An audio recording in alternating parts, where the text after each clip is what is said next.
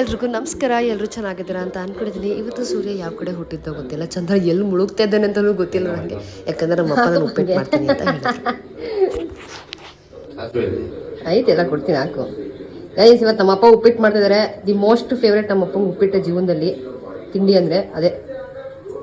ನಮ್ಮಪ್ಪ ಎಗ್ ಬುರ್ಜಿ, ಉಪ್ಪಿಟ್ಟು, ಟೊಮೆಟೊ ಗೊಜ್ಜೆಲ್ಲ ಸಕ್ಕತ್ತಾಗಿ ಮಾಡ್ತಾರೆ. ಅವ್ರಿಗೇನೋ ಗೊತ್ತಿಲ್ಲ, ಉಪ್ಪಿಟ್ಟು ಮಾತ್ರ ತುಂಬಾ ಇಷ್ಟ. ಯಾವ ಟೈಮಲ್ಲಿ ಕೊಟ್ಟರು ಇಲ್ಲ ಅಂತ ಹೇಳಲ್ಲ, ಇಷ್ಟಪಟ್ಟೆ ತಿಂತಾರೆ. ಆ್ಯಂಡ್ ಇವತ್ತು ಅವರೇ ಎಲ್ಲನೂ ಕಟ್ ಮಾಡಿಕೊಂಡು ಮಾಡ್ತಿದ್ದಾರೆ. ನಾನು ಚೂರು ಹೆಲ್ಪ್ ಮಾಡ್ತಿದ್ದೆ ಅಷ್ಟೇ. ಸೂಪರಾಗಿ ಮಾಡ್ತಾರೆ, ಅದ್ರ ಬಗ್ಗೆ ಎರಡು ಮಾತೇ ಇಲ್ಲ.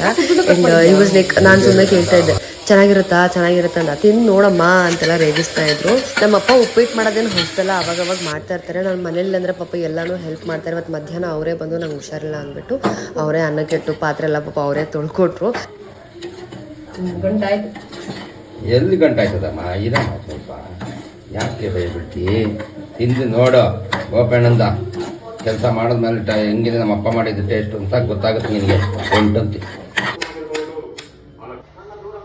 ನೀನು ಹೇಳ್ಬೇಕು, ಚೆನ್ನಾಗಿದೆ ಚೆನ್ನಾಗಿರೋ ಅಂತ. ನಾನು ಹೇಳ್ತೀನಿ ಚೆನ್ನಾಗಿದೆ ಅಂತ. ಒಬ್ಬರು ಯಾರು?